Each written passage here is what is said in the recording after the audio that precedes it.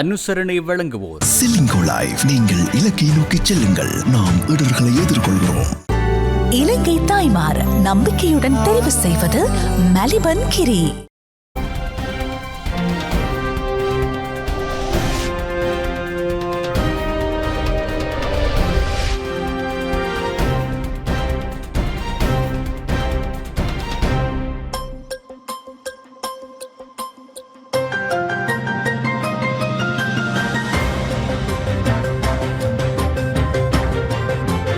வணக்கம்.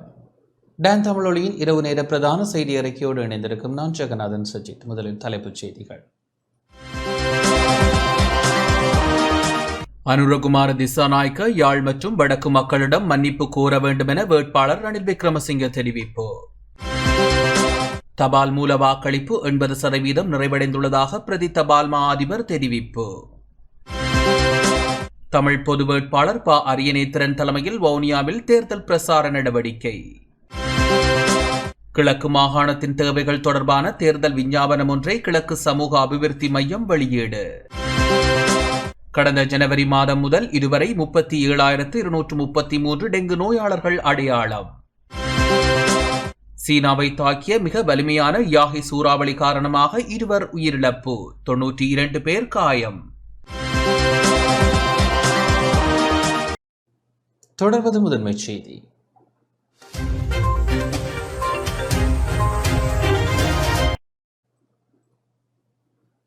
யாழ் மக்களை அனுரகுமார அச்சுறுத்துகின்றார் என வேட்பாளர் ரணில் விக்ரமசிங்க தெரிவித்துள்ளார். தேசிய மக்கள் சக்தியின் ஜனாதிபதி வேட்பாளர் அனுரகுமார திசாநாயக்க யாழ் மற்றும் வடக்கு மக்களிடம் மன்னிப்பு கோர வேண்டும் என சுயேட்சை ஜனாதிபதி வேட்பாளர் ரணில் விக்ரமசிங்க தெரிவித்துள்ளார். யாழ்ப்பாணத்தில் இன்று இடம்பெற்ற தேர்தல் பிரசார கூட்டத்தின் போதே அவர் இதனை தெரிவித்துள்ளார். බදු අඩු කරා 2021 වෙනකොට ආර්ථිකය කඩා වැටුණා. வாழ்க்கை செலவு அதிகரித்த மட்டத்திலேயே உள்ளது. ஆகவே ரூபாவை வலுவடைய செய்து நிவாரணத்தை வழங்க நடவடிக்கை எடுத்து வருகின்றோம். 2025ஆம் ஆண்டில் அதனை முழுமையாக வழங்க முடியும். பெண்கள் மற்றும் சிறுவர்களுக்கு எதிரான வன்முறைகளுக்கு எதிராக சட்டங்கள் உருவாக்கப்படும். பெண்கள் பாதுகாக்கப்பட வேண்டும். மாகாண சபைகளுக்கு அரசாங்கத்துடன் பணிபுரிவதற்காக அதிகாரம் வழங்கப்படும். அதனூடாக மாகாண சபைகளை வலுப்படுத்த நடவடிக்கை எடுக்கப்படும். அத்துடன் அனுரகுமார திசாநாயக்கவும் யாழ் மக்களின் வாக்குகளை கோரினார். நாம் நிச்சயம் வெற்றி பெறுவோம். தென்னிலங்கை மக்களின் ஆதரவு தமக்கு உள்ளது. ஆகவே நீங்களும் பங்குதாரர்களாக வேண்டும் என்றால் வாக்களியுங்கள் என அச்சுறுத்தும் பாங்கில் யாழ் மக்களுக்கு அவர் அதனை தெரிவித்தார். அனுரகுமாரவின் மக்கள் விடுதலை முன்னணி பாங்கு இதனூடாக வெளிப்பட்டுள்ளது. அதற்காக அனுரகுமார திசாநாயக்க நிச்சயம் வெற்றி கொள்ள மாட்டார். அதனை உறுதிபட தெரிவித்துக் கொள்ள விரும்புகின்றேன். அதேபோன்று தென் பகுதி சிங்கள மக்களின் பெயரை தவறாக பயன்படுத்தியமைக்காக அவர்களிடமும் அவர் மன்னிப்பு கேட்க வேண்டும். சஜித் எதிர்க்கட்சி தலைவராக சிறந்த முறையில் செயற்பட்டிருந்தால் அனுர இவ்வாறு செயற்பட மாட்டார் அல்லவா? நாட்டை கட்டியெழுப்ப வேண்டும். அதனூடாக முன்னோக்கி பயணிப்பதே நம்முடைய எதிர்பார்ப்பாகும். ஆகவே செப்டம்பர் 21ஆம் தேதி கேஸ் சிலிண்டருக்கு வாக்களித்து என்னை வெற்றியடைய செய்ய வேண்டும் என கேட்டுக்கொள்ள விரும்புகின்றேன். அவ்வாறு வாக்களிக்கவில்லையாயின் எரிவாயுவும் இல்லை, நாட்டின் அபிவிருத்தியும் இல்லை என்றே கூற வேண்டும். කාන්තා සවිබල ගැන්වීමේ පනත අපි සම්මත කරා. யாழ்ப்பாணம் நல்லூர் சங்கிலியன் பூங்காவில் ஜனாதிபதி வேட்பாளர் ரணில் விக்ரமசிங்கவின் தேர்தல் பரப்புரை கூட்டம் இடம்பெற்றது. முன்னாள் கல்வி ராஜாங்க அமைச்சரும் ஐக்கிய தேசிய கட்சியின் யாழ் மாவட்ட அமைப்பாளருமான விஜயகலா மகேஸ்வரனின் ஏற்பாட்டில் இந்த பரப்புரை கூட்டம் இடம்பெற்றது. இதில் கல்வி அமைச்சர் சுசில் பிரேமஜெயந்த, துறைமுகங்கள், கப்பல் மற்றும் விமான போக்குவரத்து அமைச்சர் நிமல் ஸ்ரீபால டி சில்வா, கிழக்கு மாகாண ஆளுநர் செந்தில் தொண்டமான், முன்னாள் கல்வி ராஜாங்க அமைச்சர் விஜயகலா மகேஸ்வரன், கட்சியின் ஆதரவாளர்கள் என பலர் கலந்து கொண்டனர். இனவாதிங்கிற ஒரு பட்டத்தை ஜனாதிபதி ரணில் விக்ரமசிங்கக்கு சூட்டி இனவாதியெல்லாம் நல்லவங்களா மாத்திராங்க. ஏன்னா ஜனாதிபதி ரணில் விக்ரமசிங்கவை பொறுத்த வரைக்கும் அவர் ஒரு இனவாதிங்கிறது கிடையாதுங்கிறது உலகமே ஏத்துக்கிட்ட ஒரு விஷயம். இங்க இருக்க தமிழ் அரசியல்வாதிகள் கேட்கறது இந்த மாகாணத்துக்கு காணி உரிமையும் போலீஸ் உரிமையும் கொடுங்க. கொழும்புல இருக்கவங்க சொல்றது நான் மாகாணத்துக்கு கொடுக்க மாட்டேன், முழு நாட்டுக்கு தான் கொடுப்பேன்னு சொல்லி. இங்க இருக்கவங்க இந்த பகுதி மட்டும் தான் வேணும்னு அரசியல்வாதி கேட்கறாங்க. அங்க இருக்கவங்க இந்த பகுதி கொடுக்க மாட்டேன், முழு நாட்டுக்கு தான் கொடுக்குறேங்கிறாங்க. ஒரு நாடு ஒரு பொருளாதார வீழ்ச்சியில இருக்கும் போது அந்த நேரத்தை அதை நிரூபித்த நபர் ஜனாதிபதி ரணில் விக்ரமசிங்கங்கிறப்ப அவருக்கு வாக்களிக்கும் போது மாத்திரமே இந்த பிரச்சனையிலிருந்து முழுமையா நம்ம தீர்வாக முடியும். அனைவரும் ஒன்று திரண்டு ரணில் விக்ரமசிங்க அவர்களை வெற்றி பெற செய்ய வேண்டும். நாட்டின் ஜனாதிபதியாக தெரிவு செய்யப்படும் ஒருவர் பல்வேறுபட்ட அனுபவங்களை கொண்டவராக இருக்க வேண்டும். தற்போது ஜனாதிபதி தேர்தலில் இங்கு போட்டியிடும் வேட்பாளர்களில் எமது தலைவர் ரணில் விக்ரமசிங்க தவிர தகுதி வேறு எவருக்குமே இல்லை. ரணில் விக்ரமசிங்கவை தெரிவு செய்யாமல் அனுபவமற்றவர்களை நீங்கள் தெரிவு செய்ய முயன்றால் நாடு சீரழிந்து போகும் என்பதை நினைவில் கொள்ளுமாறு நான் கேட்டுக்கொள்கின்றேன். தமிழர்களின் போராட்டத்தை மழுங்கடிப்பதற்கு எவரும் முயலக்கூடாது. கட்சிகளுக்கு விலை போகாது. தமிழ் தரப்பினர் சரியான முடிவை எடுக்க வேண்டும். அடிப்படை பிரச்சனையான இனப்பிரச்சனைக்கும் தீர்வு காணப்பட வேண்டுமானால் அது எமது தலைவர் கௌரவர் ரணில் விக்ரமசிங்க அவர்களிடமே மட்டுமே முடியும். தற்போது கூட வடக்கு கிழக்கு பல்வேறு பிரச்சனைகளுக்கு தீர்வு காண்பதற்கான நடவடிக்கைகள் எடுக்கப்பட்டு வருகின்றன. மாகாணங்களுக்கு அதிகாரங்களை வழங்கும் விடயத்திலும் 13வது திருத்த சட்டத்தை அமல்படுத்துவதற்கு உரிய நடவடிக்கை எடுக்கப்பட்டு வருகின்றது. இதற்கான உறுதிமொழியினை எமது தலைவர் கௌரவ ரணில் விக்ரமசிங்க அவர்கள் வழங்கியிருந்தார்.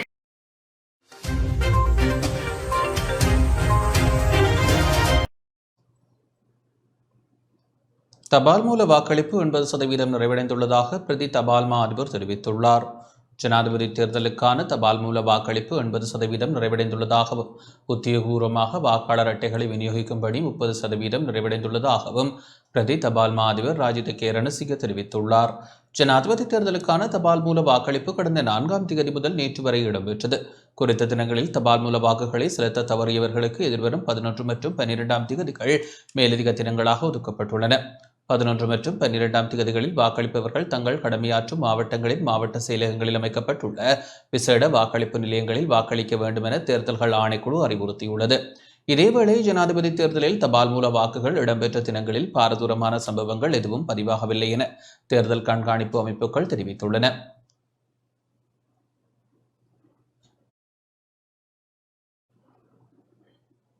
ஜனாதிபதி வேட்பாளர் ரணில் விக்ரமசிங்கவை ஆதரித்து நாடளாவிய ரீதியில் இன்றைய தினம் பிரசார நடவடிக்கைகள் ஆரம்பிக்கப்பட்டுள்ளன. ஜனாதிபதி வேட்பாளர் ரணில் விக்ரமசிங்கவை ஆதரித்து நாடளாவிய ரீதியில் இன்றைய தினம் பிரசார நடவடிக்கைகள் முன்னெடுக்கப்பட்டுள்ளன. அந்த வகையில் ஜனாதிபதி வேட்பாளர் ரணில் விக்ரமசிங்கவிற்கு ஆதரவாக யாழ்ப்பாணத்தில் அமைச்சர்கள் இன்று பிரசார நடவடிக்கையில் ஈடுபட்டனர். ஜனாதிபதி வேட்பாளர் ரணில் விக்ரமசிங்கவிற்கு ஆதரவாக யாழ்ப்பாணத்தில் அமைச்சர்கள் டக்ளஸ் தேவானந்தா, சுசில் பிரேமஜேந்தா ஆகியோர் பிரசாரங்களில் ஈடுபட்டனர்.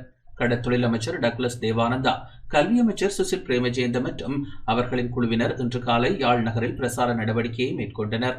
குறித்த பகுதியில் ரணில் விக்ரமசிங்கவிற்கு ஆதரவு கோரும் துண்டு பிரசுரங்களும் விநியோகிக்கப்பட்டன.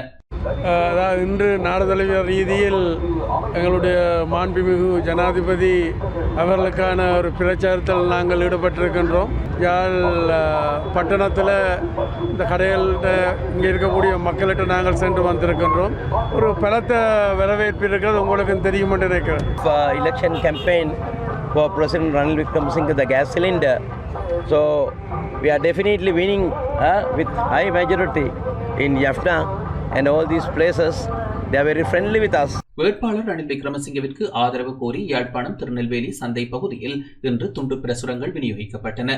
முன்னாள் ராஜாங்க அமைச்சர் விஜயகலா மகேஸ்வரன் ஜனாதிபதி வேட்பாளர் ரணில் விக்ரமசிங்கவிற்கு ஆதரவு கோரி துண்டு பிரசுரங்களை விநியோகித்தார். இதன்போது ஜனாதிபதி வேட்பாளர் ரணில் விக்ரமசிங்கவின் ஆதரவாளர்கள் உட்பட பலர் கலந்து கொண்டனர். தனியொரு மரமாக இருந்து தனியொரு மனிதராக இருந்து இந்த நாட்டை பொறுப்பேற்று எந்தவித ஆதரவும் இல்லாம சர்வதேசத்தினுடைய ஆதரவோடு, உங்களுக்கு தெரியும், இந்தியாவுடைய நிதியமைச்சராக இருக்கின்ற நிர்மலா சீதாராமன், அதே போல யுஎன்னில் இருக்கின்ற பிரதிநிதி போன்றவர்களோடு இணைந்து அவர்களுடைய ஆதரவோடும் அவர்களுடைய சர்வதேச ரீதியாக இந்த இலங்கையிலே நடைபெற்ற பொருளாதார வீழ்ச்சி, அனர்த்தங்கள், அதுக்கு முன்னர் எங்களுடைய யுத்தம், எல்லாவற்றுக்குமே சிறந்த தலைவராக தன்னுடைய தனி ஆளுமையோடு இந்த நாட்டை காப்பாற்றிய ஒரே ஒரு தலைவர் கௌரவ ரணில் விக்ரமசிங்க அவர்கள். இங்குள்ள மூவின மக்களாலும் சர்வதேசத்தாலும் பேசப்படுகின்ற பொருளும், அதாவது அதற்கு அப்பால் எங்களுக்கு நன்றாக தெரியும், சிறந்த அரசியல்வாதி, சிறந்த நிபுணர், அதாவது பொருளாதார ரீதியில எங்களுடைய நாட்டை தத்தெடுத்து மீட்டை காப்பாற்றிய வரலாறு அந்த ஒரே ஒரு தலைவராகிய கௌரவ ரணில் விக்ரமசிங்க அவர்களை சார். ரணில் விக்ரமசிங்கவிற்கு ஆதரவு கோரி யாழ் நெல்லியடியில் நாடாளுமன்ற உறுப்பினர் அங்கஜன் ராமநாதன் பிரசார நடவடிக்கையில் ஈடுபட்டார். ஜனாதிபதி வேட்பாளருக்கு ஆதரவு கோரி குறித்த பகுதிகளில் துண்டு பிரசுரங்கள் விநியோகிக்கப்பட்டன.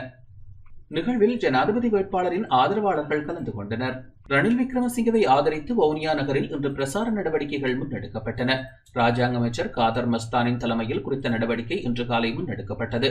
இதன்போது வவுனியா தினச்சந்தை நகர வர்த்தக நிலையங்களுக்கு சென்ற ராஜாங்க அமைச்சர் ரணில் விக்ரமசிங்கவிற்கு ஆதரவினை வழங்குமாறு வர்த்தகர்களிடம் வேண்டுகோள் விடுத்திருந்ததுடன் துண்டு பிரசுரங்களும் விநியோகிக்கப்பட்டன. இதன்போது கருத்து தெரிவித்த ராஜாங்க அமைச்சர் காதர் மஸ்தான் எதிர்வரும் ஜனாதிபதி தேர்தலில் ரணில் விக்ரமசிங்க அதிக பெரும்பான்மையான வாக்குகளை பெற்று வெற்றி பெறுவார் என குறிப்பிட்டார். 21ஆம் தேதி நடக்கின்ற ஜனாதிபதி தேர்தலில் இப்பொழுது இருக்கின்ற ஜனாதிபதியை மீண்டும் ஜனாதிபதி ஆக்குவதற்காக கோரி நாங்கள் இன்று வவுனியா நகர பகுதிகளில் நான் பிரச்சாரங்களில் தேர்தல் கன்வென்சிங்கில் நான் இறங்கியிருக்கின்றேன். அதாவது எமது ஜனாதிபதியுடைய சின்னமான கேஸ் சிலிண்டர் சின்னத்துக்கு புல்லடியிட்டோ அல்லது முதலாம் நம்பர் போட்டோ வாக்கு கோரி தான் நாங்கள் வந்திருக்கின்றோம். மிகவும் மக்கள் ஆர்வத்துடன் எமது ஜனாதிபதி கேஸ் சிலிண்டர் சின்னத்துக்கு வாக்களிப்பதற்கு மிகவும் ஆர்வமாக இருக்கிறார்கள் என்பது அவர்களுடைய முகபாவனைகள், அவர்களுடைய எங்களை வரவேற்கிறதிலிருந்து தெரிகின்றது. கூடுதலான இறைவண்ட உதவியோட 21ஆம் தேதி நடக்கின்ற தேர்தலில் கூடுதலான வாக்குகளை பெற்று 22ஆம் தேதி வாக்கு எண்ணிக்கையில் ஜனாதிபதியாக அறிவிக்கப்படுவதற்குரிய வாய்ப்புகள் இன்ஷா அல்லாஹ் இருக்கின்றது. அதுதான் நமக்கு ஒரு பொருத்தமான முடிவாக அமையும். ஒவ்வொருவருக்கும் அந்த நாட்டில் பொருளாதாரம் பாதித்து இருக்கிற நேரங்கள் பலருக்கு கூறப்பட்டது. இதை சீராக்குவதற்கு வருவதற்கு யாருமே முன் வரவில்லை. ஆனால் எமது ஜனாதிபதி துணிஞ்சு எடுத்தார். அதே போல கடவுளோட உதவியோட நாட்டை முன்னேற்றி இருக்கின்றார். இன்னும் சில ஒரேடியா மற்ற நாடுகளோட ஒப்பிடைப்படி பொருளாதாரம் தாக்கம் ஏற்பட்ட நாடுகளோட ஒப்பிடையில் எமது வளர்ச்சி விகிதம் மிகவும் பாரியளவு. இன்னும் கொஞ்சம் விலைவாசிகள் கூட இருக்கின்றது. அதை குறைப்பதற்கும் இவரே மீண்டும் ஜனாதிபதியாக வந்தால்தான் எமக்கும் எமது மக்களுக்கும் இந்த நாட்டு மக்களுக்கே ஒரு சுதீட்சமான ஒரு வாழ்வை தரக்கூடியவராக இவர் இருப்பான்ற அடிப்படையில் அவருக்கு நாங்கள் வாக்கு கோருகின்றோம். அதில் அவர் வெற்றி பெறக்கூடிய ஒரு சந்தர்ப்பமும் இருக்கிறது என்பதுதான் நான் இங்கே. வவுனியாவில் தேசிய மக்கள் சக்தியின் ஜனாதிபதி வேட்பாளருக்கு ஆதரவாக இன்று பிரசார நடவடிக்கை முன்னெடுக்கப்பட்டது. வவுனியா நகர் பகுதியிலும் குடியிருப்பு பகுதியிலும் அன்றகுமார் திசாநாயக்கவிற்கு ஆதரவு கோரி துண்டு பிரசுரங்கள் விநியோகிக்கப்பட்டன. இதன்போது தேசிய மக்கள் சக்தியின் உறுப்பினர்கள், மக்கள் விடுதலை முன்னணியினர், ஆதரவு தொழிற்சங்கங்கள் என பலர் கலந்து கொண்டனர். தமிழ் பொது வேட்பாளரின் பிரசாரம் இன்று வவுனியாவில் இடம்பெற்றது.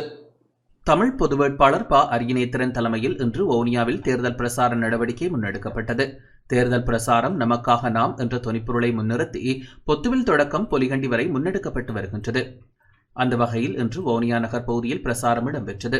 நாளை பிற்பகல் 3 மணிக்கு வவுனியாவிலே ஒரு பேரழிச்சி பொதுக்கூட்டம் ஒன்று இடம்பெற இருக்கின்றது. எதிர்வருகின்ற 9ஆம் தேதி நாங்கள் மட்டக்களப்புக்கு 11ஆம் தேதி பொத்திவிலே அந்த பொலிகண்டி தொடக்கம் பொத்திவில் என்கின்ற பிரச்சார பணி நிறைவு பெற இருக்கின்றது.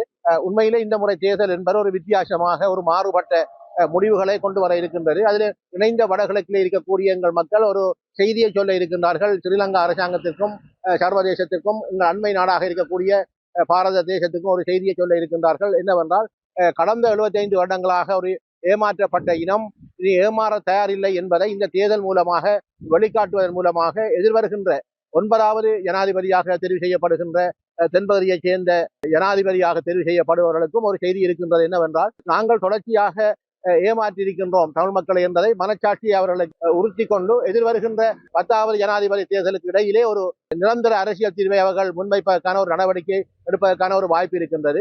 அதைவிட இப்பொழுது சிதறி கிடக்கின்ற எங்கள் தமிழ் தேசிய அரசியல் கட்சிகளை ஒரு குடையின் கீழ் கொண்டு வருவதற்கான ஒரு முன்னேற்பாடாகவும் தமிழ் தேசிய பொது கட்டமைப்படுத்திருக்கின்ற இந்த முயற்சி என்பது வெற்றி பெறும் என்று நாங்கள் நினைக்கின்றோம். தமிழ் மக்களுக்கான அந்த தீர்வு வழங்கவில்லை என்கின்ற ஒரு அடிப்படை காரணமாக இந்த தேர்தலிலே நாங்கள் இந்த முடிவை காட்ட இருக்கின்றோம். நிச்சயமாக தமிழ் மக்கள் எல்லோரும் இணைந்து சங்கு சின்னத்துக்கு மாத்திரம் நீங்கள் வாக்களிக்க வேண்டும். நீண்ட காலமாக ஈழத்தமிழர்கள் இந்த ஆயுத போராட்ட இயக்கத்துக்குள்ளும் சரி, மிதவாத அரசியல்களுக்குள்ளும் சரி, இந்த தமிழ் மக்களுக்குள்ளே, தமிழ் கட்சிகளுக்குள்ளே இந்த ஒற்றுமை இல்லாத ஒரு காரணத்தினால்தான் ஈழத்தமிழர்களுடைய பிரச்சனை நீண்ட காலமாக ஒரு பெரிய ஒரு பாரிய அழிவை நாங்கள் சந்தித்தோம் என்ற குற்றச்சாட்டு ஈழத்தமிழர்கள் மத்தியிலும் இருக்கிறது. தமிழ் மக்களுடைய நீண்டகால கோரிக்கையும் வெளிநாட்டு ராஜதந்திரிகளுடைய இந்த கோரிக்கையும் என்னென்று சொன்னால், ஈழத்தமிழர்கள் தமக்குள்ளே ஒரு ஒற்றுமையை இருக்க வேண்டும் என்ற ஒரு விடயத்தை வலியுறுத்தி இந்த ஜனாதிபதி தேர்தலிலே போட்டியிடுகின்ற திரு அரியநேந்திரன் அவர்களுடைய இந்த சங்கு சின்னத்துக்கு வாக்களிப்பதனூடாக ஈழத்தமிழர்கள் மத்தியிலையும் தமிழ் தேசிய பரப்பில் இருக்கக்கூடிய கட்சிகள் மத்தியிலே நாங்கள் ஒரு ஒற்றுமையை பலப்படுத்த வேண்டிய ஒரு தேவை இருக்கிறது. அந்த அடிப்படையில் ஈழத்தமிழர்கள் அனைவரும் சங்கு சின்னத்துக்கு வாக்களிக்க வேண்டும் என்று நாங்கள் இந்த நேரத்திலே வேண்டுகோளாக விடுத்துள்ளோம். இதேவேளை தமிழ் மக்கள் தமிழ் பொது வேட்பாளருக்கு மிகப்பெரிய ஆதரவை கொடுப்பதன் ஊடாகவே தமிழ் மக்கள் தமது பலத்தை சர்வதேசத்திற்கு நிரூபிக்க முடியும் எனவும் அந்த பலத்தின் ஊடாகவே தமிழ் மக்களுடைய நிரந்தர தீர்வுக்கான கதவுகளை திறக்க முடியும் எனவும் வடமாகாண முன்னாள் கல்வி அமைச்சர் க சர்வேஸ்வரன் தெரிவித்தார். தமிழ் பொது வேட்பாளரை ஆதரித்து யாழில் இன்று நடாத்திய ஊடக சந்திப்பில் இதனை குறிப்பிட்டார். ஒரு தமிழ் பொது வேட்பாளருக்கு மிகப்பெரிய ஆதரவை கொடுப்பதன் ஊடாகவே தமிழ் மக்கள் தமது பலத்தை நிரூபிக்க முடியும். அந்த பலத்தின் ஊடாகவே ஒரு நிரந்தர பேச்சுவார்த்தைக்கான அல்லது நிரந்தர தீர்வுக்கான கதவுகளை திறக்க முடியும் என்பது தமிழ் மக்களுக்கு நன்றாகவே புரியும். ஆகவே தமிழ் மக்கள் ஓர் அணியில் திரண்டு வாக்களிப்பதன் ஊடாக கண்டிப்பாக சிங்கள தலைமைகள் அல்லது இருக்கக்கூடிய யார் ஜனாதிபதியாக வந்தாலும் அந்த வேட்பாளர்களும் சரி அல்லது தோற்று போனவர்களாக இருந்தாலும் சரி, வடக்கு கிழக்கு தமிழ் மக்களுடைய இன மோதலுக்கான ஒரு நிரந்தர தீர்வை காணாமல் நாங்கள் இன்னொரு தடவை வடக்கு கிழக்கிலே தமிழ் மக்களுடைய வாக்குகளுக்காக செல்ல முடியாது என்கின்ற உணர்வை அவர்களுக்கு நாங்கள் கொடுக்க வேண்டும். கடந்த காலங்களிலே உங்களுக்கு தெரியும், 70 ஆண்டு காலமாக மாற்றுத்தனமான பேச்சுவார்த்தைகள், இழுத்தடிப்புத்தனமான பேச்சுவார்த்தைகள் இல்லாமல் குறிப்பிட்ட கால எல்லைக்குள் முறையான வெளிப்படையான பேச்சுவார்த்தைகளின் ஊடாக நிரந்தர தீர்வொன்றை காணுகின்ற நிலைமைக்கு நாங்கள் இட்டுச் செல்ல வேண்டும். அவ்வாறு அவர்களை உணர வைப்பது, அவர்களுக்கு புரிய வைப்பது, அவர்களுக்கு உரைக்க வைப்பது என்று சொன்னால் கண்டிப்பாக அதற்கு எங்களுடைய தமிழ் பொது வேட்பாளருக்கு வடக்கு கிழக்கு முழுவதும் வடக்கு கிழக்கு வெளியிலும் இருக்கக்கூடிய அனைத்து தமிழர்களும் ஒன்றிணைந்து வாக்களித்து மிக பெரும் வெற்றியை கொடுப்பதன் ஊடாக கண்டிப்பாக சர்வதேச சமூகம் இங்கே நோக்கி அவர்கள் வெளிப்படையவும் இதிலே மிகுந்த அக்கறை காட்ட வேண்டிய ஒரு நிர்பந்தத்தையும் அது ஏற்படுத்தும். அதே போன்று இலங்கையிலே எந்த ஒரு சிங்கள ஆட்சியாளராக இருந்தாலும் அவர்கள் இலங்கை தமிழ் மக்களுடைய பிரச்சனைக்கான நிரந்தர தீர்வொன்றை காணாமல் இந்த நாட்டை தொடர்ந்து பொருளாதார ரீதியிலும் சரி ஏனைய வழிகளிலும் சரி ஒரு ஆட்சியை, சுமூகமான ஆட்சியை கொண்டு செல்ல முடியாது என்பதை அவர்கள் புரிந்து கொள்ள வேண்டும். அந்த வகையிலே இந்த தேர்தல் என்பது வரலாற்று முக்கியத்துவம் வாய்ந்த ஒன்று. எங்களுடைய நீதிக்கும் இனப்படுகொலை என்கின்ற அநீதிக்கும் எதிரான ஒரு போராட்டம். தமிழ் மக்களுடைய இருப்பை உறுதி செய்வதா அல்லது கைவிடுவதா என்கின்ற ஒரு தீர்மானம். இவற்றை மனதில் கொண்டு, இவற்றை புரிந்து கொண்டு தமிழ் மக்கள் அனைவரும், வடக்கு கிழக்கு தமிழ் மக்கள் அனைவரும், வடக்கு கிழக்குக்கு வெளியே இருக்கக்கூடிய தமிழ் மக்களும் ஒரு இனமாக சிந்தித்து, ஒரு இன விடுதலையின் பால் சிந்தித்து முழுமையாக தங்களுடைய வாக்குகளை சங்கு சின்னத்தில் திரு அரியநேந்திரன் அவர்களுக்கு இட்டு மிக பெரும் வெற்றியை ஈட்டுவதன் ஊடாக தமிழ் மக்களுடைய தங்களுடைய பலத்தை மிக அதிகமாக காட்டிக்கொள்ளவும், அதற்கு மேலாக இன தீர்வு தொடர்பான புதிய கதவுகளை திறப்பதற்கும் வழி சமைக்க வேண்டும். இதன்போது நாடாளுமன்ற உறுப்பினர் M.A. சுமந்திரன் செயற்பாடுகள் தொடர்பிலும் கருத்து வெளியிட்டிருந்தார். மாகாண சபை தேர்தலை பழைய முறையிலே நடத்த வேண்டும் என்று சொல்லி சுமந்திரன் ஒரு தனிநபர் பிரேரணையை கொண்டு வந்திருந்தார். அந்த தனிநபர் பிரேரணையுடைய 2 வாசிப்புகள் நிறைவு பெற்ற நிலையில் 3வது வாசிப்பு நடைபெறுவதற்கு முதல் நாள் சுமந்திரன் சஜித்துக்கான தனது ஆதரவை தெரிவித்திருந்தார். அடுத்த நாள் நாடாளுமன்றத்திலே இந்த மாகாண சபை பழைய சட்டத்தின் படி பிரகாரம் மாகாண சபை நடக்க வேண்டும் என்ற 3வது வாசிப்பு ரணில் விக்ரமசிங்கவினால் அது தடுக்கப்பட்டு நிறுத்தப்பட்டதாகவே அந்த மசோதா நிறைவேறவில்லை. இங்கே தனது மசோதா நிறைவேற வேண்டும், பழைய முறையிலே மாகாண சபை தேர்தல் நடக்க வேண்டும், ஆகவே ஒரு புதிய ஜனாதிபதி வந்தாலும் தேர்தல்களை விரைந்து நடத்த வேண்டும், அப்படியான ஒரு எண்ணம் உண்மையிலேயே சுமந்திரனுக்கு இருந்திருந்தால் இந்த 3வது வாசிப்பு முடிந்த பின்னால் அவர் இந்த தீர்மானத்தை நிறைவேற்றியிருக்கலாம். ஆனால் முதல் நாளே நிறைவேற்றினார் என்பது என்ன விதமான ஒரு நாடகம் என்று. காரணம், இந்த சஜித்திற்கு ஆதரவு தெரிவித்து சுமந்திரன் அறிக்கை விடுத்த பின்னால் அடுத்தடுத்த சில தினங்களிலே 5 கோடி ரூபாவை அவருக்கு மேலதிகமாக ஒதுக்கிய ரணில் இந்த 3வது வாசிப்பை மட்டும் நிறுத்தினார். அவை இங்கே இந்த 2 பேருக்கும் இருக்கக்கூடிய அடுத்த கள்ளக்கூட்டு என்று சொன்னால், ஜனாதிபதி ஜனாதிபதியாக வருகிறாரோ அது ரணிலாக இருந்தாலும் கூட வந்தால் இந்த 3வது வாசிப்பை முடித்து இந்த சட்டம் கொண்டு வந்ததால் விரைவாகவே வடக்கு கிழக்கு மாகாண தேர்தலை அல்லது மாகாண தேர்தல்களை நடத்தலாம்.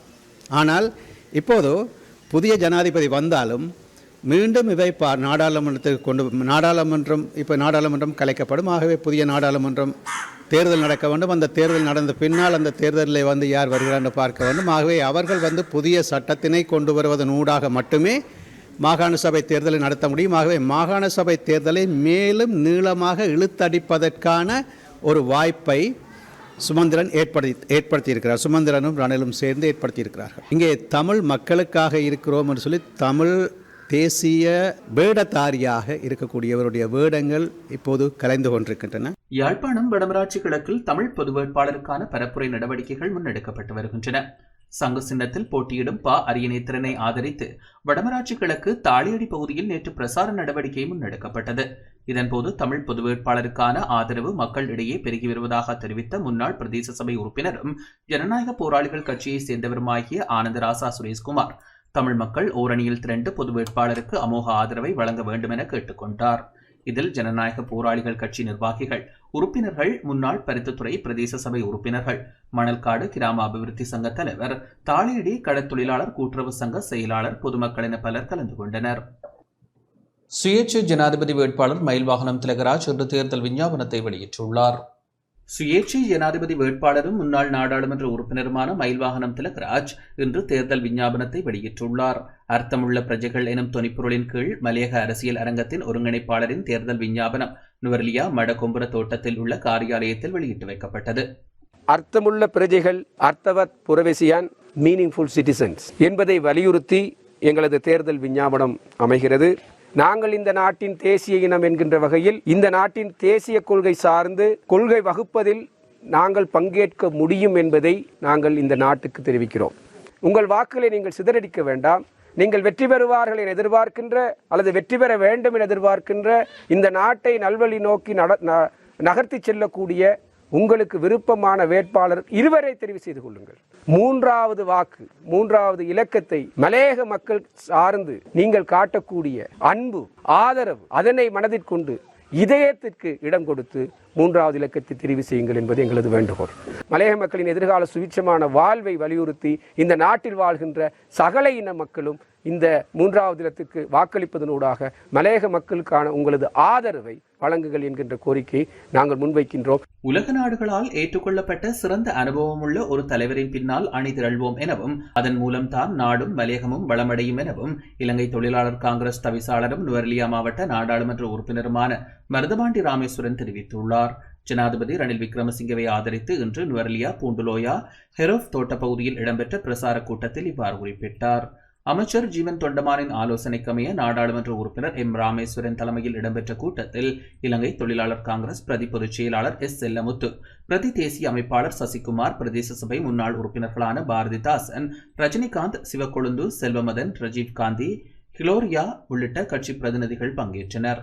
நம்ம அமைச்சர் ஜனாதிபதி ரணில் விக்ரமசிங்கிட்ட கேட்டது, இப்போ தோட்டத்தில் நம்ம 200 வருடம் இருந்தாலும் நமக்கு இன்னும் இந்த உரிமை இல்லைங்க, எங்களுக்கு உரிமை கொடுங்க அப்படின்னாரு. அதுக்கு ஒரு 10 பேஜஸ் காணி கொடுக்கணும். அதுக்கான காசு 4 பில்லியன் கொடுத்தாரு. 4000 கோடி ரூபாய் ஒதுக்கீடு செஞ்சு அதுக்கான வேலைகள் நடக்குது. அதுக்கு பிற்பாடு சொன்னாரு, எங்களுக்கு இருக்கிற லயத்துல வீட்டுக்கு உரிமை தாங்க அப்படின்ட்டு. ஜனாதிபதி அதுக்கும் இணங்கி இருக்கிறார். நம்மளால முடியும் எதை வேணாலும் எந்த அரசாங்கத்தோட பேசி செய்யக்கூடிய சக்தி இலங்கை தொழிலாளர் காங்கிரஸுக்கு இருக்குது. நாட்டில் சக்தி வாய்ந்த தலைவர், உலக நாடுகள் ஏற்றுக்கொள்ளப்பட்ட தலைவர் ரணில் விக்ரமசிங்கே. நம்ம இலங்கை தொழிலாளர் காங்கிரஸ் யாருக்காவது ஆதரவு தெரிவிக்கிறோம்னா ஆழமாக சிந்திச்சு மக்களுக்கு சேவை செய்ய முடியுமாங்கிறது. இந்த ஒரு வருஷத்தில் பாருங்க அவர் மலையகத்துக்கு எவ்வளவு வேலை செஞ்சு கொடுத்துருக்கிறார் அப்படின்ட்டு. பெருந்தோட்ட தொழிலாளர்களுக்கு 1700 ரூபாய் சம்பளம் நிச்சயம் கிடைக்கும் என நீர் வளங்கள் மற்றும் தோட்ட உட்கட்டமைப்பு அபிவிருத்தி அமைச்சர் ஜீவன் தொண்டமான் தெரிவித்துள்ளார். ஜனாதிபதி தேர்தலில் சுயேட்சையாக களமிறங்கியுள்ள வேட்பாளர் ரணில் விக்ரமசிங்கவை ஆதரித்து மக்கள் சந்திப்பொன்று நேற்று ராகலி நகரில் இடம்பெற்றது. இலங்கை தொழிலாளர் காங்கிரசின் பொதுச் செயலாளர் மற்றும் நீர்வளங்கள் மற்றும் தோட்ட உட்கட்டமைப்பு அபிவிருத்தி அமைச்சர் ஜீவன் தொண்டமான் தலைமையில் மக்கள் சந்திப்பு இடம்பெற்றது. இலங்கை தொழிலாளர் காங்கிரசின் தவிசாளரும் நுவர்லியா மாவட்ட நாடாளுமன்ற உறுப்பினருமான மருதபாண்டி ராமேஸ்வரன், இலங்கை தொழிலாளர் காங்கிரசின் பிரதி செயலாளர் பழனி சக்திவேல் மற்றும் எஸ். ராஜதுரை ஆகியோர் இம்மக்கள் சந்திப்பில் கலந்து கொண்டனர். இப்ப 2024 எதிர்வரும் ஜனாதிபதி தேர்தல் 21ஆம் தேதி நடக்கிறது. தபால் மூல வாக்கெடுப்பு எப்படி அமைஞ்சிச்சுன்னு நிறைய பேர் கேள்விப்பட்டிருப்பீங்க, கேள்விப்பட்டிருக்க மாட்டீங்க. கேள்விப்படாதவங்க கேள்விப்பட்டவங்க கிட்ட தெரிஞ்சுக்கோங்க. ஆனா ஜனாதிபதி தேர்தல் வரும்போது நீங்க எல்லாரும் ஒரு முடிவு செஞ்சாங்க. நான் சொல்றதை வச்சு நீங்க யாரும் போகணும்னு அவசியம் இல்லை. நீங்க ஏனைய வேட்பாளர்களோட தேர்தல் விஞ்ஞாபனத்தை எடுத்து படிச்சு பாருங்க. எல்லாத்துலயும் ஒரே ஒரு முக்கியமான விஷயம் சொல்லுவாங்க, நாங்க இந்த சர்வதேச நாடுகளோட போட்ட ஒப்பந்தத்தை மறுசீரமைப்போம். சம்பள பிரச்சனைக்கு ஒரு நிரந்தர தீர்வு கொண்டு வர பார்க்கிறோம். அந்த நிரந்தர தீர்வு வர வரைக்கும் 1700 ரூபாய் சம்பளம் கிடைக்கும் உங்கள்கிட்ட சொன்னோம். 10ஆம் தேதியிலிருந்து 1700 ரூபாய் சம்பளம் உங்களுக்கு நிச்சயம் கிடைக்கும். கிழக்கு மாகாணத்தின் தேவைகள் தொடர்பில் வெளிப்படுத்தும் தேர்தல் விஞ்ஞாபனம் ஒன்றை கிழக்கு சமூக அபிவிருத்தி மையம் வெளியிட்டுள்ளது. ஜனாதிபதி தேர்தல் போட்டியிடும் கட்சிகளின் விஞ்ஞாபனங்கள் தேசிய பிரச்சினைகளுக்கு முக்கியத்துவம் கொடுப்பதாக கூறி கிழக்கு மாகாணத்தில் உள்ள பிரச்சினைகளை வெளிப்படுத்தும் வகையில் கிழக்கு சமூக அபிவிருத்தி மையம் தேர்தல் விஞ்ஞாபனம் ஒன்றை இன்று வெளியிட்டது. கிழக்கு சமூக அபிவிருத்தி மையத்தின் நிறைவேற்று பணிப்பாளர் புகார் தலைமையில் இடம்பெற்ற நிகழ்வில் வாழ்வாளராக சட்டத்தரணி அசாத் முஸ்தபா கலந்து கொண்டார். வெளியிடப்பட்ட விஞ்ஞாபனம் தொடர்பான தெளிவூட்டும் நிகழ்வில் அரசியல் கட்சிகளின் உறுப்பினர்கள், ஊடகவியலாளர்கள், கிழக்கு சமூக அபிவிருத்தி மையத்தின் உத்தியோகத்தர்கள் கலந்து கொண்டனர். தேசிய அளவிலே இடம்பெற்று கொண்டிருக்கின்ற தேர்தல் களத்தில் குறிப்பாக ஒவ்வொரு தேர்தல் விஞ்ஞாபனங்களும் தேசியத்தினுடைய பிரச்சினைகள் அல்லது தேசிய மட்டத்திலே கருத்துக்களை உட்கொண்டவாறே இருக்கின்றது. ஆனால் குறிப்பாக கிழக்கு மாகாணத்தை மையப்படுத்திய பிரச்சினைகள் பெரிதாக கவனத்தில் கொள்ளப்படவில்லை என்பதனை மையப்படுத்தி எமது அமைப்பின் கிழக்கு சமூக அபிவிருத்தி அமைப்பின் ஊடாக நாங்கள் மக்கள் விஞ்ஞாபனம் ஒன்றை தயாரித்திருந்தோம். அந்த தேர்தல் விஞ்ஞாபனத்தை இன்று மக்கள் மையப்படுத்துகின்ற நோக்கில் மட்டக்களப்பு மாவட்டத்திலே உள்ளூராட்சி மன்றங்களை பிரதிநிதித்துவப்படுத்திய பிரதிநிதிகளுக்கு முன்னிலையில் சமர்ப்பிக்கப்பட்டு அவர்களோடு ஒரு கலந்துரையாடலை மேற்கொண்டிருக்கின்றோம். இந்த விஞ்ஞானத்தை பொறுத்தவரையில் உண்மையிலே பல நல்ல கருத்துக்கள் 17 செயற்திட்டங்கள் இதில் கொள்கைகள் கொண்டு வரப்பட்டிருக்கின்றது. அந்த 17 கொள்கைகளும் உண்மையாகவே ஏற்கனவே மக்களால் கூறப்படும் கொள்கைகளாக இருக்கின்றது. நல்ல ஒரு செயற்திட்டங்கள். அதற்கு மேலாக இன்று இன்று வருகை தந்திருந்தவர்களின் கருத்துக்கு அமைவாக விஞ்ஞாபனம் செயல்படுத்தப்படும் என நினைக்கின்றேன். தேர்தல் விஞ்ஞாபனங்கள் சில அரசியல் கட்சிகள் சில விடயங்கள் ஒரு மூடிய அறைக்குள் வைத்து தான் தேர்தல் விஞ்ஞானங்கள் தயாரிக்கப்படுது. உண்மையில் இது அடிமட்ட மக்களுடைய பிரச்சனைகளை அறிந்து அவர்களுடைய தேவைகளை உள்ளடக்கி இந்த தேர்தல் விஞ்ஞாபனம் ஒன்று தயாரித்திருக்கின்றால் இது நிச்சயமாக உரிய இடத்துக்கு சென்று அடைய வேண்டும். இதனுடைய வெற்றி எங்கே இருக்குது என்று சொன்னால் இந்த தேர்தல் விஞ்ஞாபனங்கள் மக்களுடைய அடிப்படை தேவைகளை உள்ளடக்கி இருக்கின்றது. அடிமட்டத்திலிருந்து உருவாக்கப்பட்ட விடயம் ஒரு அரசியல் யாப்பில் அல்லது அரசியல் சட்டத்தில் திருத்தத்தை கொண்டு வந்து அதன் மூலம் நடைமுறைப்படுத்துவதாக இருந்தால் அது நிச்சயமாக மக்களுக்கு பயனுள்ளதாக மாறும். அம்பாறை கல்முனையில் யானை தாக்கிய ஒருவர் உயிரிழந்துள்ளார். அம்பாறை கல்முனை மாநகர சபைக்குட்பட்ட இலங்கை போக்குவரத்து சபையின் பிரதான பேருந்து திரைப்படத்திற்கு அருகே யானையின் தாக்குதலுக்கு இலக்காகி ஒருவர் இன்று உயிரிழந்துள்ளார். உயிரிழந்தவர் பேருந்து திரைப்படத்தில் வழமை போன்று தங்கியிருந்து யாசகம் பெறுபவர் என அடையாளம் காணப்பட்டுள்ளார். கல்முனை தலைமையக போலீசார் வனஜீவராசிகள் பாதுகாப்பு திணைக்கள உத்தியோகத்தர்கள் சம்பவ இடத்திற்கு சென்று விசாரணைகளை மேற்கொண்டனர். கல்முனை நீதிமன்ற பதில் நீதவான் அப்துல் ரஷீத் முகமது கலீஸின் கட்டளையின் பிரகாரம் பிரதேச மரண விசாரணை அதிகாரி அப்துல் ஹமீத் அல் ஜவாஹிர் சம்பவ இடத்திற்கு சென்று மரண விசாரணையை முன்னெடுத்தார். உடற்கூற்று பரிசோதனைக்காக கல்முனை அஷ்ரஃப் ஞாபகார்த்த வைத்தியசாலைக்கு எடுத்துச் செல்லப்பட்ட சடலம் பூரண விசாரணையின் பின்னர் உறவினர்களிடம் கையளிக்கப்பட்டது. நாட்டில் கடந்த ஜனவரி மாதம் முதல் இதுவரை 37,233 டெங்கு நோயாளர்கள் பதிவாகியுள்ளதாக சுகாதார அமைச்சு தெரிவித்துள்ளது. இந்த வருடத்தின் இதுவரையான காலப்பகுதி வரை 37,233 டெங்கு நோயாளர்கள் பதிவாகியுள்ளனர் என சுகாதார அமைச்சு தெரிவித்துள்ளது. இதனால் டெங்கு நுளம்பு பெருகுவதை தடுக்கும் வகையில் மக்கள் சுற்றுச்சூழலை சுத்தமாக வைத்திருக்க வேண்டும். மேல் மாகாணத்திலேயே அதிகளவான டெங்கு நோயாளர்கள் பதிவாகியுள்ளனர். 15,490 நோயாளர்கள் பதிவாகியுள்ளனர். இந்த வருடத்தின் இதுவரையான காலப்பகுதி வரை 17 டெங்கு மரணங்கள் பதிவாகியுள்ளன என சுகாதார அமைச்சு குறிப்பிட்டுள்ளது. இந்த வார இறுதியில் முட்டைகள் இறக்குமதி செய்யப்பட உள்ளதாக அரச வர்த்தக பல்நோக்கு கூட்டுத்தாபனம் தெரிவித்துள்ளது. இந்த வார இறுதியில் இந்தியாவிலிருந்து 30 லட்சம் முட்டைகள் இறக்குமதி செய்யப்பட உள்ளதாக இலங்கை அரச வர்த்தக பல்நோக்கு கூட்டுத்தாபனம் தெரிவித்துள்ளது. முட்டை கொள்முதல் பணிகள் நிறைவடைந்துள்ளன. முட்டைகள் இறக்குமதிக்கான விண்ணப்பங்கள் விலங்கு உற்பத்தி மற்றும் சுகாதாரத்துறையின் அனுமதிக்காக அனுமதிக்கப்பட்டுள்ளன. இவ்வாறான நிலையில் இறக்குமதி செய்யப்படும் முட்டைகளை 40 ரூபாவுக்கு விற்பனை செய்ய முடியும் என அரச வர்த்தக பல்நோக்கு கூட்டுத்தாபனம் குறிப்பிட்டுள்ளது. வட்டியில்லா கல்விக்கடன் திட்டத்தின் கீழ் இந்த வருடம் 7,000 மாணவர்களுக்கு கடன் வழங்க அமைச்சரவை அங்கீகாரம் வழங்கியுள்ளதாக கல்வி அமைச்சு தெரிவித்துள்ளது. வட்டியில்லா கல்விக்கடன் திட்டத்தின் கீழ் இந்த வருடம் 7,000 மாணவர்களுக்கு கடன் வழங்க அமைச்சரவை அங்கீகாரம் வழங்கியுள்ளதாகவும் அதற்கான விண்ணப்பங்களை எதிர்வரும் 9ஆம் தேதி முதல் 20ஆம் தேதி வரை சமர்ப்பிக்க முடியும் எனவும் கல்வி அமைச்சு அறிவித்துள்ளது. இந்த ஆண்டு அதிகபட்சமாக 15 லட்சம் ரூபாய் வரை 5 பிரிவுகளின் கீழ் கடன் பெறலாம் என்பதுடன் 18 உயர்கல்வி நிறுவனங்களின் பட்டப்படிப்புகளை மேற்கொள்ள மாணவர்கள் விண்ணப்பிக்கலாம் எனவும் கல்வி அமைச்சு குறிப்பிட்டுள்ளது. மட்டக்களப்பு ஆயத்தியமலை தூய சதா சகாய அன்னை திருத்தலம் நோக்கிய பாத யாத்திரை இன்று இடம்பெற்றது. மட்டக்களப்பு மறை மாவட்டத்தில் பிரசித்தி பெற்ற திருத்தலமாக விளங்கும் ஆயத்தியமலை தூய சதா சகாய அன்னையின் திருத்தலம் நோக்கிய 70வது பாத யாத்திரை புளியந்தீவு புனித மரியாள் பேராலயத்திலிருந்து இன்று காலை ஆரம்பிக்கப்பட்டது. ஆயத்தியமலை தூய சதசகாய அன்னையின் திருத்தல வருடாந்த திருவிழாவை முன்னிட்டு இப்புனித யாத்திரையானது மட்டக்களப்பு கிறிஸ்தவ வாழ்வு சமூகத்தினால் ஏற்பாடு செய்யப்பட்டது. இன்று காலை புளியந்தீவு புனித மரியாள் பேராலயத்தில் இடம்பெற்ற விசேட திருப்பலியை தொடர்ந்து மட்டக்களப்பு மறைமாவட்ட ஓய்வு நிலைய ஆயர் யோசப் பொன்னையா ஆண்டகையின் விசேட செப வழிபாடுகளுடன் அன்னையின் திருவுருவத்தை தாங்கியவாறு பாத யாத்திரை ஆரம்பமானது. வீச்சு கல்முனை அன்னம்மாள் ஆலயம் பலையிரவு பாலம் ஊடாக ஆயத்தியமலை தூய சதாசகாய அன்னையின் திருத்தலத்தை பாத யாத்திரை சென்றடைந்தது. கிழக்கு மாகாணத்தின் பல்வேறு பகுதிகளில் இருந்தும் பெருமளவான பாத யாத்திரையில் பலர் கலந்து கொண்டனர். கடந்த 30ஆம் தேதி கொடியேற்றத்துடன் ஆரம்பமான ஆயத்தியமலை தூய சதாசகாய அன்னை ஆலய திருவிழா நாளை காலை மட்டக்களப்பு மறைமாவட்ட ஓய்வு நிலைய ஆயர் ஜோசப் பொன்னையா ஆண்டகை தலைமையில் இடம்பெறவுள்ள கூட்டு திருப்பலியுடன் நிறைவு பெறவுள்ளது. நாளை தினமும் அன்னையின் திருத்தலத்திற்கு பெருமளவான மக்கள் வருகை தருவார்கள் என எதிர்பார்க்கப்படுகின்றது. திருவிழாவில் கலந்து கொள்ள உள்ள மக்களுக்கு தேவையான சுகாதாரம், உணவு, தங்குமிடம், போக்குவரத்து ஏற்பாடுகளும் மேற்கொள்ளப்பட்டுள்ளன.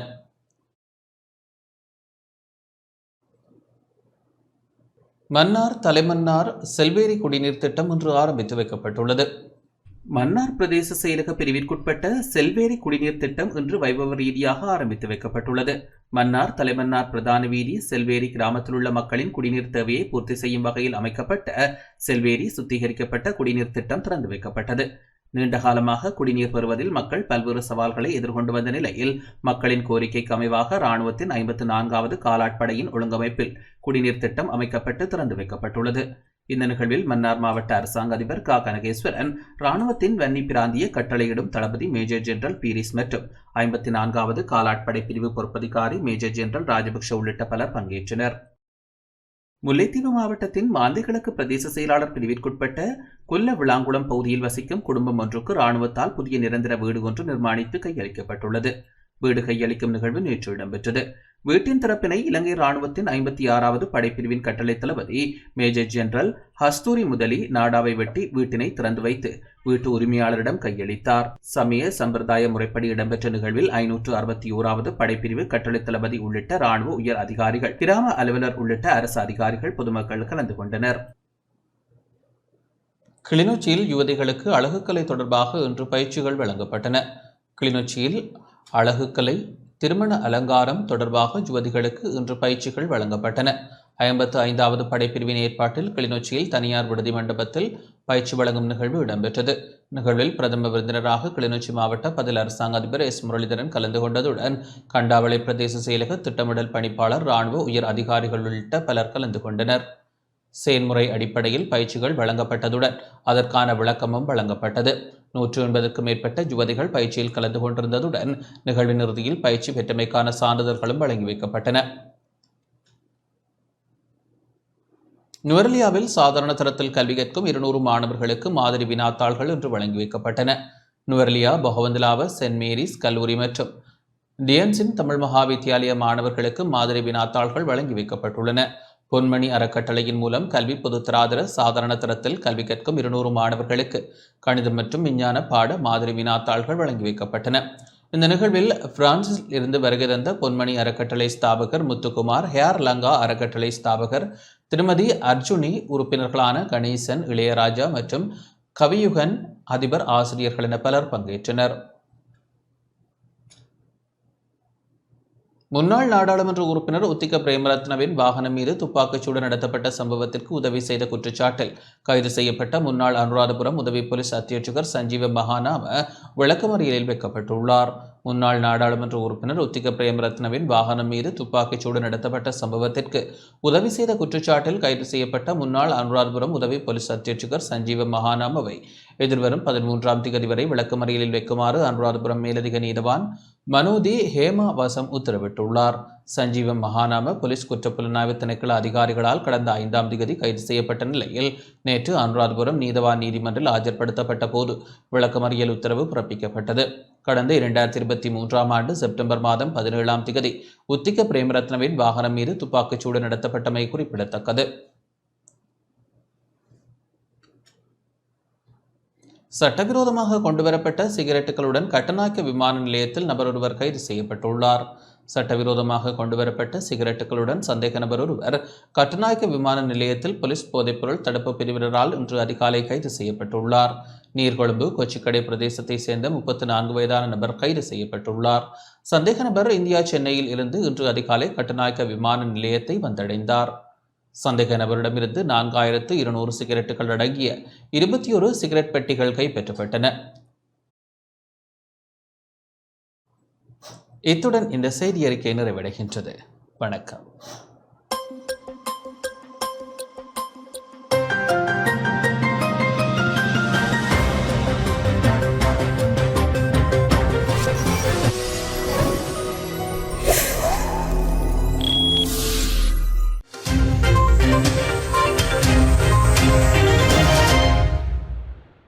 அனுசரணை வழங்கியோர் சிலிங்கோ லைஃப். நீங்கள் இலக்கை நோக்கி செல்லுங்கள், நாம் இடர்களை எதிர்கொள்கிறோம். இலங்கை தாய்மார் நம்பிக்கையுடன் தெரிவு செய்வது மலிபன் கிரி.